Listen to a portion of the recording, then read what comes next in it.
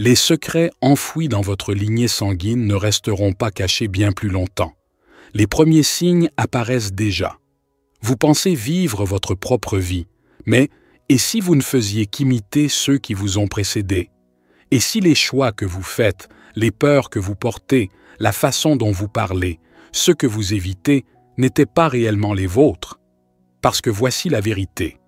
Tout, ce qui a été transmis de génération en génération n'était pas sacré. Une partie était un piège spirituel déguisé en tradition. Et cette prochaine pleine lune des fraises, du 11 juin, n'est pas là pour passer inaperçue. Elle est là pour réveiller, pour remuer vos racines et vous aider à voir quelles croyances ont silencieusement façonné votre chemin. Ces phrases que votre famille a toujours dites, certaines portaient la sagesse, mais d'autres vous ont peut-être involontairement empêché de grandir. Toute guidance n'était pas mauvaise, mais toute ne convenait pas à la personne que vous devenez. Maintenant, quelque chose change. L'arbre généalogique spirituel tremble, et certains fruits ne tombent que si vous coupez la branche. Cette lune met la scie entre vos mains. D'un point de vue astronomique et culturel, la pleine lune de juin est traditionnellement appelée la pleine lune des fraises. Ce nom, popularisé par les tribus amérindiennes d'Amérique du Nord comme les Algonquins, fait référence à la courte saison de récolte des fraises sauvages qui mûrissent à cette période de l'année. C'est un moment associé à l'abondance de la nature, à la douceur des premiers fruits de l'été, à la fertilité et à la promesse des jours les plus longs et les plus chauds. C'est une lune qui, à la surface, évoque la générosité de la terre et la célébration de la vie qui s'épanouit. Cependant, notre connexion à ces cycles lunaires va au-delà de la simple observation de la nature extérieure. Tout comme la lune illumine la terre dans sa plénitude, elle éclaire aussi les recoins cachés de notre monde intérieur. La douceur de la fraise, dans un sens plus profond, peut nous inviter à examiner la nature de ce que nous considérons comme doux ou bénéfiques dans nos vies, y compris les héritages que nous portons. C'est cette dualité entre la beauté extérieure de la saison et l'introspection intérieure que cette lune particulière semble amplifier. Si, dernièrement, vous vous êtes surpris à remettre en question une croyance avec laquelle vous avez grandi, n'hésitez pas à partager vos pensées ci-dessous. Et si cela résonne, écrivez 555 avec votre commentaire pour vous aligner sur ce moment de percée ancestrale. La douceur qu'on vous a offerte pourrait cacher quelque chose de bien plus compliqué, et cela est sur le point de faire surface. La pleine lune des fraises ne vous nourrit pas, elle teste votre palais. On nous a dit que cette lune est synonyme de douceur, de récolte, de bénédiction, mais la douceur peut tromper. Ce qui mûrit expose aussi ce qui a couvé en dessous. Il ne s'agit pas seulement de recevoir, mais de recracher ce que vous n'étiez pas censé digérer. Cette période vous force à goûter votre héritage. Quelle partie est nourrissante et quelle partie est un poison enveloppé de nostalgie? Il y a quelque chose d'étrange qui se produit en ce moment. Vous n'êtes pas en colère, vous n'êtes pas déclenché, mais soudain, certaines routines, conversations et rituels familiaux vous semblent faux, comme s'ils ne vous appartenaient plus. Ce n'est pas une rupture dramatique, ce n'est pas de la rébellion, c'est un décalage de résonance. Ce que vous acceptiez autrefois vibre maintenant à une fréquence complètement différente, et votre âme commence à le remarquer. Vous ne rejetez pas votre famille, vous rejetez la version de vous-même qui faisait semblant que tout allait bien. Cette version était nécessaire, elle a survécu, mais elle ne peut pas venir avec vous maintenant.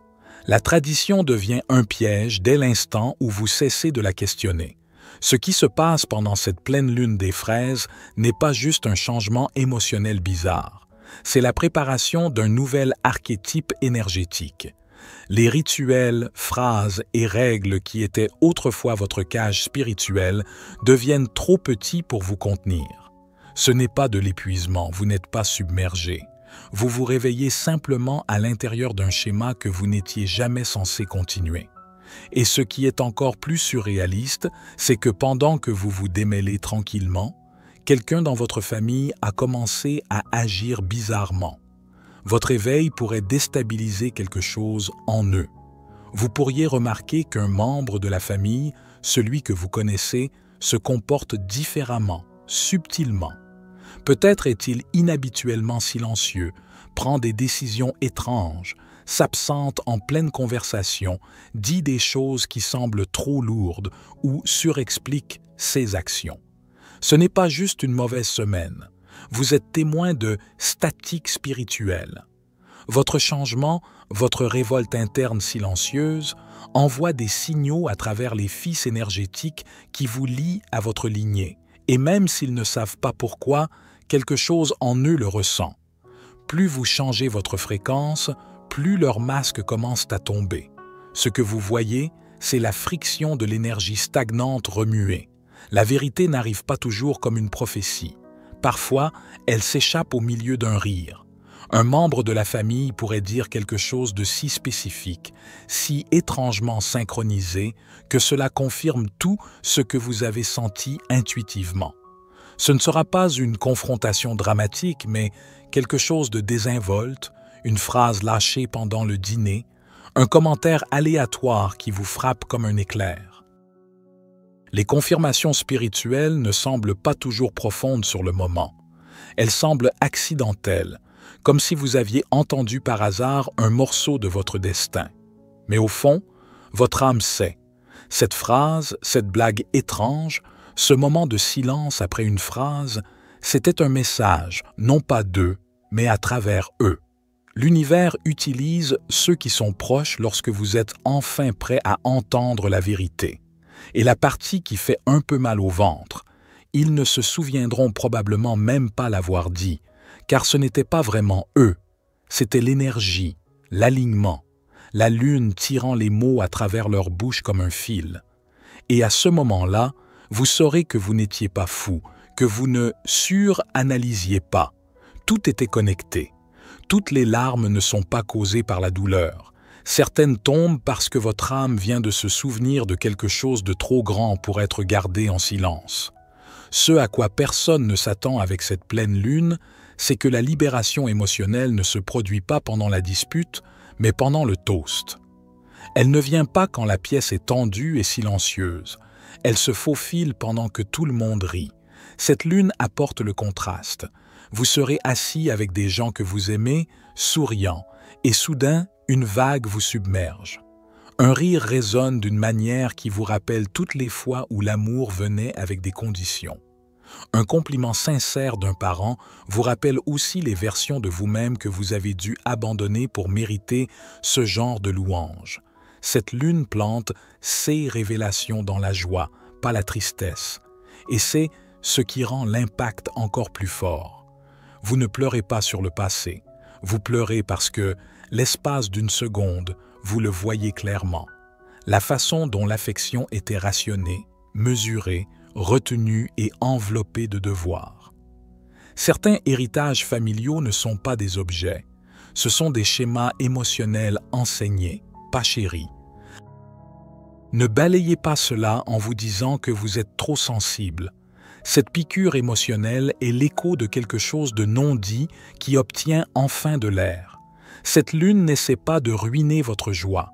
Elle essaie de la purifier, afin que lorsque vous ressentez l'amour, vous sachiez qu'il est réel, pas répété. Parlons de la chaîne familiale sacrée, intouchable, qu'il ne faut pas remettre en question. Celle qui se transmet de génération en génération, lourde de phrases comme « c'est comme ça », « on n'en parle pas », « sois reconnaissant », « tu leur dois tout ». Cette pleine lune arrache la peinture dorée de cette chaîne et vous montre la vérité. Ce n'était jamais de l'or, c'était de la rouille, vieille, s'effritant, tranchante sur les bords, un piège déguisé en tradition. On vous a appris à la porter comme si c'était un honneur, à l'enrouler autour de vos choix, de vos rêves, de votre voix, à la porter comme un collier même quand elle vous rentrait dans la peau. Mais voici la vérité. Vous ne trahissez pas votre lignée en posant la chaîne. Vous prouvez votre évolution. Réaliser que les règles n'étaient pas sacrées, mais des tactiques de survie pour une autre époque, a quelque chose de presque sacré. Ce qui les protégeait alors vous empoisonne maintenant.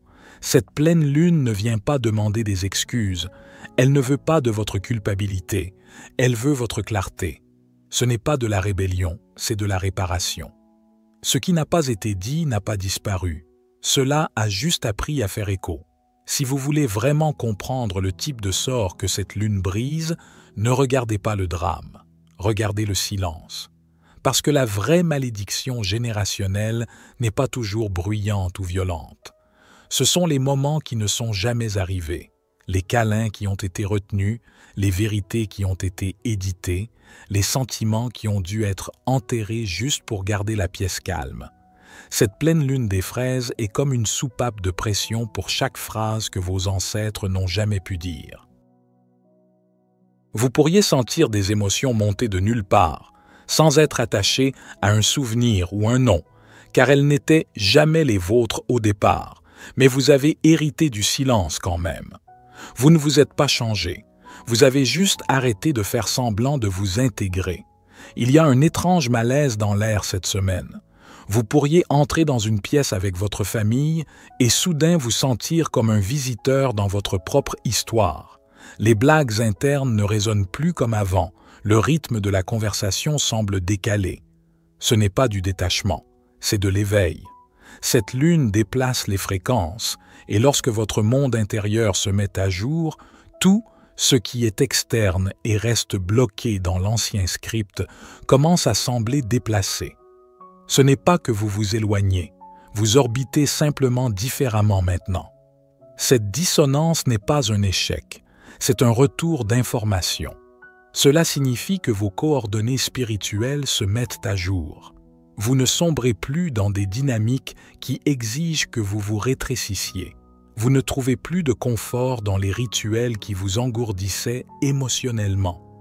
Vous ne vous sentez pas coupable de vouloir plus. Pas plus d'amour, mais un amour plus pur, un amour sans condition, sans contrôle, sans les accords silencieux que vous n'avez jamais signés.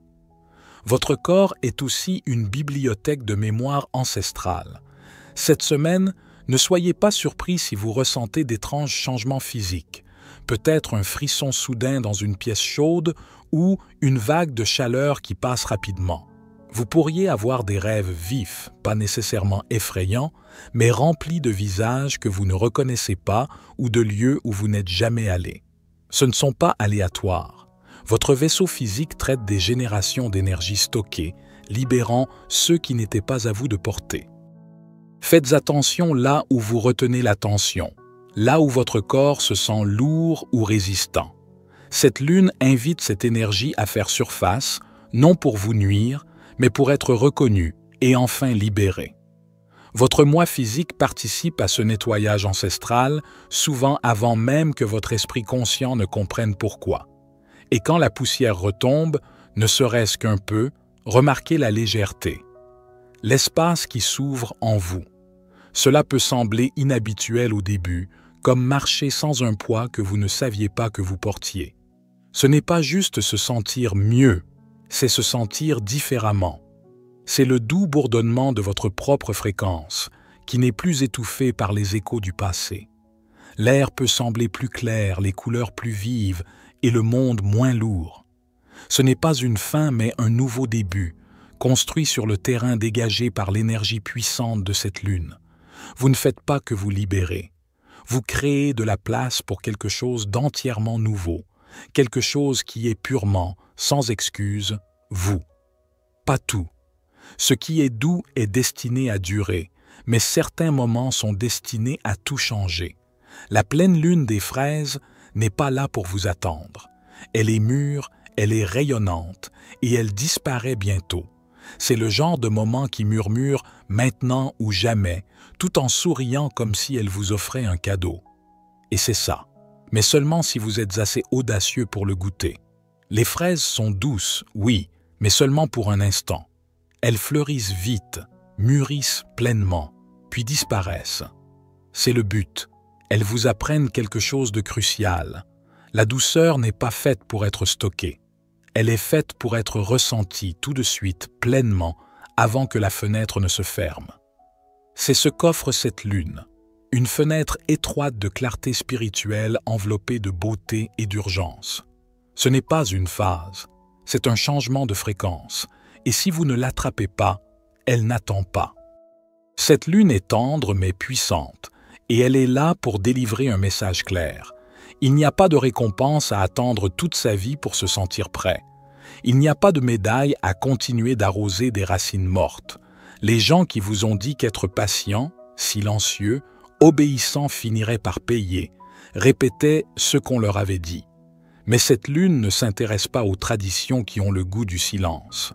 Certaines douceurs n'étaient jamais censées être transmises. Elles étaient censées être rappelées. Et voici la vérité qui frappe le plus fort. Vous ne trahissez pas votre famille en devenant vous-même. Vous brisez l'écho. Vous mordez dans l'instant qu'ils n'ont jamais pu saisir. Vous choisissez de ressentir ce qu'ils ont dû engourdir, de parler ce qu'ils ont dû avaler. Et oui, cela peut s'accompagner de culpabilité, de désapprobation, de regards étranges ou de silence gênant. Mais cela s'accompagne aussi de liberté, d'oxygène, de la sensation sauvage et étrange de finalement entrer dans un soi qui ne se rétrécit pour personne. Cette lune ne vous demande pas de détruire vos racines. Elle vous demande d'arrêter de faire semblant de n'avoir jamais eu d'elle. Laissez-la mûrir quelque chose en vous. Laissez-la déplacer quelque chose que vous pensiez ne jamais bouger. Laissez la douceur être un portail, car ce qui vient après cette lune n'aura pas le goût de ce qui est venu avant. C'était David pour la sagesse infinie. Soyez bénis, mes amis.